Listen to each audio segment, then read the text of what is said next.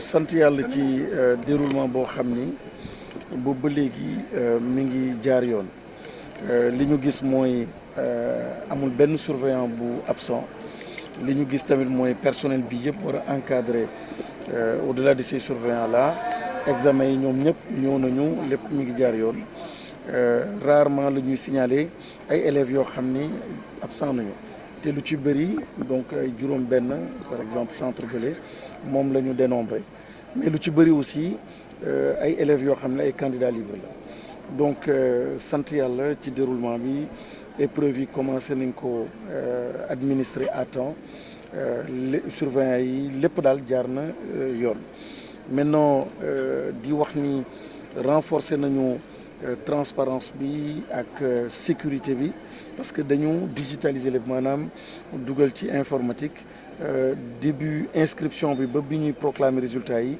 lépp maîtriser nañ ko ba tax na benn inspecteur mën na nekk ci bureau nekk ci benn gox di mën a tamit surveiller déroulement wu examen ci beneen gox donc loolu tamit lu am solo la di fàttali ni tamit saytu nañu te xool nañu naka la ñuy mën a accompagner élèves yoo xam ni amuñu woon sax état civil loolu premier ministre daf ci joxoon ay orientation ay instruction mooy ni def leen lépp ba xale yoo xam ni amuñu état civil ñu mën a passer donc seen examen loolu amul benn xale tey jii sur toute l'étendue du territoire bu am difficulté boobu ba tax nañu bloqué ko am tamit ay instructions yoo xam ni joxoon nañu ko mooy képp koo xam ne da nga am laago yàlla nattoo la loolu muy silmaxa muy koo xam ni gis-gisam metti na maanaam gis bi jafe na am ñeneen ñoo xam ne yenn xeetu jafe-jafe la ñu am loolu tamit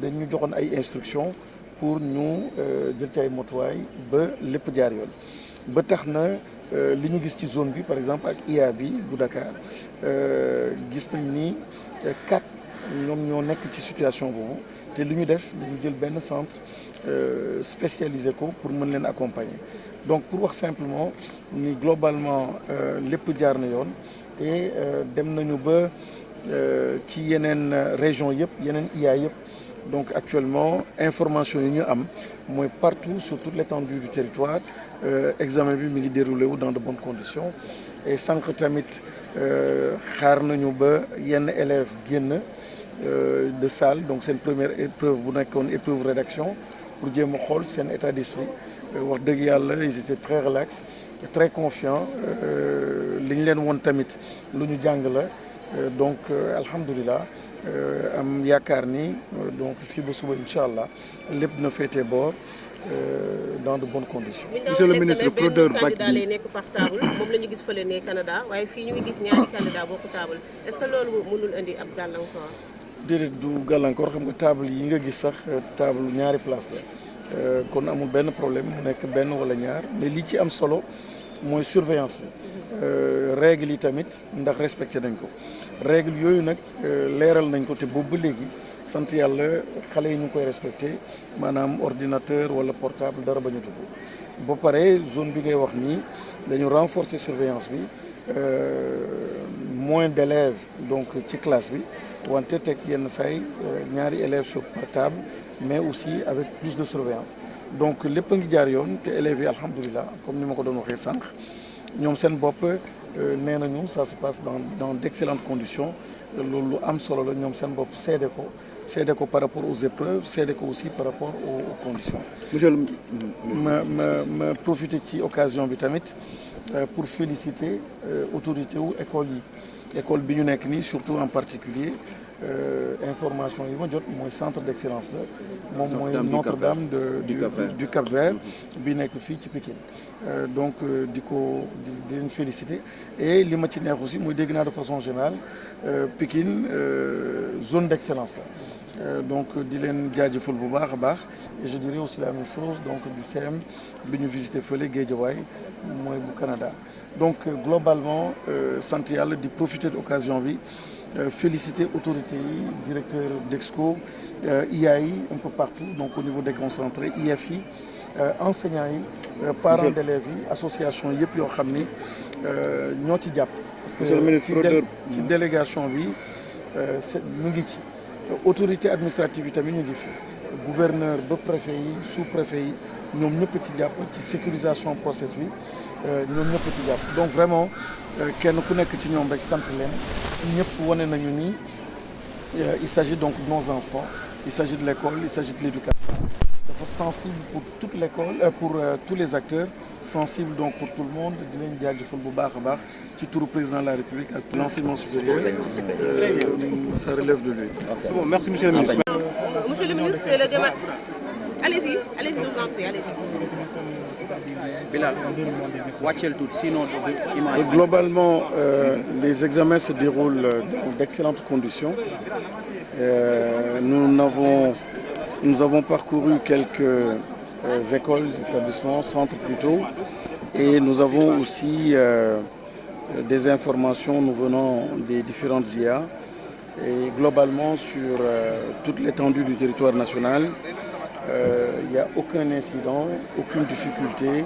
Donc les examens se passent très très bien.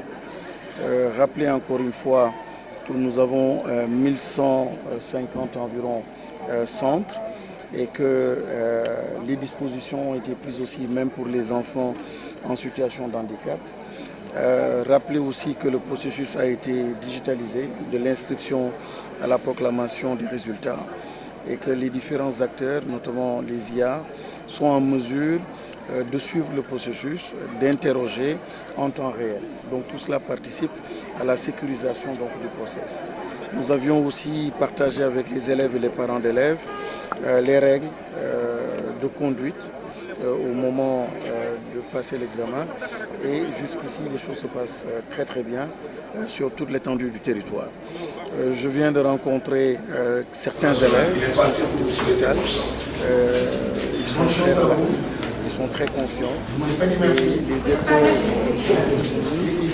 Des épreuves qui semblaient maîtrisées, donc ils n'étaient pas du tout déroutés, dépaysés. Donc tout cela est rassurant. Nous pensons que pour la suite donc, des épreuves et de l'examen, tout se passera très très bien, en tout cas on l'espère. Alors monsieur le ministre, au centre de Semkanda, vous avez visité là-bas, il n'y a pas, selon la présidente du centre, il n'y a pas d'élèves qui sont en situation de handicap. Est-ce qu'ici c'est le même constat au niveau du... Le rapport avec le DESCO on fait, c'est d'identifier dans toute la zone les élèves donc, en situation de handicap et ils en ont dénombré 4.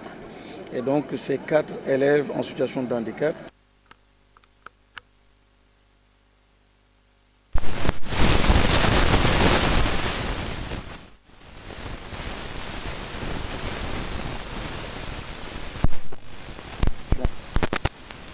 puissent aussi passer dans de bonnes conditions l'examen. Rappelez que pour les non-voyants, les épreuves ont été traduites en braille. Pour les malvoyants aussi, il y a eu un agrandissement de la police pour permettre à ces élèves, à ces enfants de passer correctement l'examen. Et ceux-là qui ont d'autres handicaps aussi, les dispositions ont été prises. Sinon, on a fait un constat, il y a 2 candidats par table de banque ici, à Cap-Vert, contrairement au Semkanda. Alors, qu'est-ce qui fait cette différence? Et aussi, est-ce que ça ne peut pas créer peut-être un encombrement entre les candidats qui sont assis sur la même table? Non, tout dépend de la surveillance et tout dépend aussi du nombre d'élèves donc, par centre. Mais le plus important, c'est de s'assurer qu'ils sont dans de bonnes conditions. Les 2 par table, c'est correct. L'idéal serait été d'avoir 1 par table, bien sûr, mais 2 par table. Et en fonction aussi de la situation, on renforce par un peu plus donc, de surveillants. Donc à ce niveau-là, tous les surveillants sont présents. Il y a 0 absent dans les 2 centres d'ailleurs visités. Et dans l'ensemble des centres aussi, il n'y a pas de surveillants absents. Par contre, dans ce centre-ci, par exemple, on compte environ 6, un peu moins de 6 donc absents, comme dans l'autre centre. Et généralement, ce sont les élèves régulièrement inscrits dans les établissements toute l'année. Très souvent, il n'y a pas d'absence donc signalée. baax na c'est bon.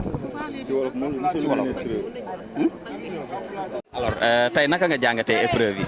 épreuve yi xanaa yomb na yombul. waaw. ban sujet nga jël. man sujet 2 laa jël. mais sujet 2 bi dafa mel ni ñëpp moom lañ jël. ah parce que moo gën a yomb élèves yi moom lu gën a yomb rek la ñu xool si ñoom moo tax ñu jël sujet 2. ñoom li gën a yomb lañ bëgg. waaw li gën a yomb la ñëpp bëgg tamit waaw. mais jàng ngeen comme ni mu waree pour mën a nekk à l'aise ci sujet boobu. waaw parce que ñun jàng nañ 10 mois suñ professeurs yi révisé nañu le maximum moo tax def nañ lu si war yëpp waaw. alors yow lan amul dara lu la jaaxal ci sujet 2 bi maanaam bi nga koy traité amul peut-être xaw a calé tuuti. non buñ koy traité moom xanaa buñ joxee feuille bi noonu rek day am tuuti tiit nga tiit waaye mais boo toogee da ngay toog 5 minutes 3 minutes nga fàttali ko leneen moo boo demee ci biir da ngay dem nekk à l'aise ci sujet bi waaw. yan matière nga gën a nekk à l'aise.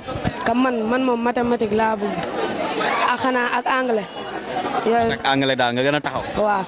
donc anglais tey après midi bi ngeen ko war a dóor. waaw après midi bi lañ koy dóor. donc ñu ngi xaar nga am 19 wala 20 ci anglais. waaw ñun moom jàng nañ li ñu war a jàng yëpp instant yëpp si loxo yàlla lañ ko teg lu mu war a mootali dina ko mootali waaw. jërëjëf fàttali ñu tur bi.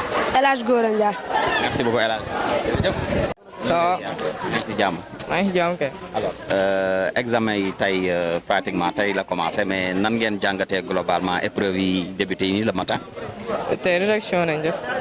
rédaction. moom ngeen njëkk a def. waaw mën nañ naka lu mu commencé tey. pourtant ça s'est bien passé de. ça s'est bien passé. Vous avez bien appris ce qu'on vous a donné. oui. alors globalement épreuve yi yëpp jàpp nga ni tey war na mën a accessible ci élèves yi. ah normalement. li ñu leen jox ce matin jàngoon ngeen ko wala boog amoon ngeen ci ay aperçu. waaw benn sujet bi kii nañu joxoon ci vol de nuit bi beneen bi nag ñu wax ñu genre ñu jox avantage inconvénient réseaux sociaux yi waaw. ban sujet nga jël yow. man sujet 2 bi laa jël. avantage et inconvénient réseaux sociaux. waaw parce que genre moo gën a kii quoi si ngay gën a am ay idée. da ngay gën a am ay idée. waaw. bon ci nga gën a nekk à l'aise quoi. waaw si la da ngay fréquenter réseaux sociaux yi lu bari. waaw xam naa si ay solution ay inconvénients looloo tax ma tànn ko. sujet bi neex na ko. waaw neex na kay. alors léegi lan ngay xaar ci yeneen épreuve yi nga xam war na ñëw aussi. lan lay xaar yal nañu yàlla yombalal épreuve yi rek yal nañu yàlla yombalal épreuve yi. kañ ngeen di pare. ñun normalement mercredi nañ war a pare 3 jours la après merci. merci beaucoup. ok merci mais rappelez-moi le nom. Papa Cheikh Dieng. Papa. Cheikh Dieng. merci beaucoup papa. Talla Gassama. alors naka épreuve yi noo ko gisee. épreuve yi daal l'essentiel mooy bind nañ fay ba mu fees. loolu kese. bind nañ fay ba mu fees joxe nañ suñuy idée lu ñu laaj tamit tontu nañ leen seen loolu la daal loolu laa si gis. bind fay ba mu fees rek doyul mais da nga ciy bind li nga ci war a bind. waaw ba pare xalaat li ñu laaj daal tontu nañ leen si loolu laa si mën a wax waaw. ban sujet nga jël yow. man sujet 2 bi laa jël. pourquoi.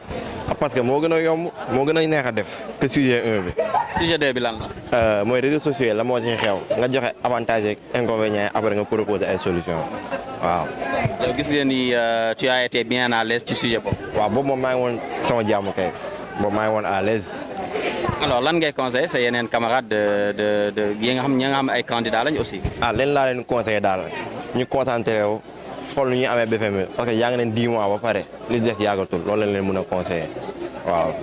rappelé ñu tur bi. Momar Talla Gassama. Momar Talla. Gassama merci beaucoup Momar. man maa ngi tudd Adja Hamsa Wade. yow ci ñaari sujets yi ñu leen jox tey ci rédaction bi ban nga ci jël. man sujet 2 bi parce que moom laa gën a maîtriser ku nekk da ngaa war a def li gën a yomb ci yow loolu la. léegi yow bi nga ko jëlee est-ce que jàpp nga ni def nga par exemple toj nga ko comme ni ñuy waxee toj nga ko comme ni mu waree.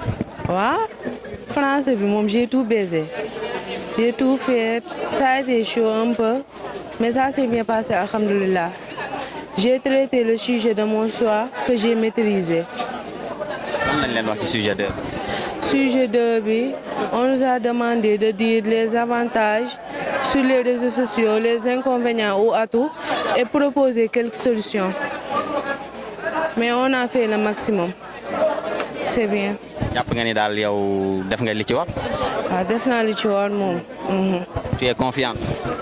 mais oui. Pour le reste.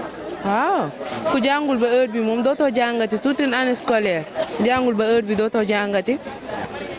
léegi après midi bi lan ngeen. SVT ak anglais. oui. Adja Hamsa Wade. Merci beaucoup Adja.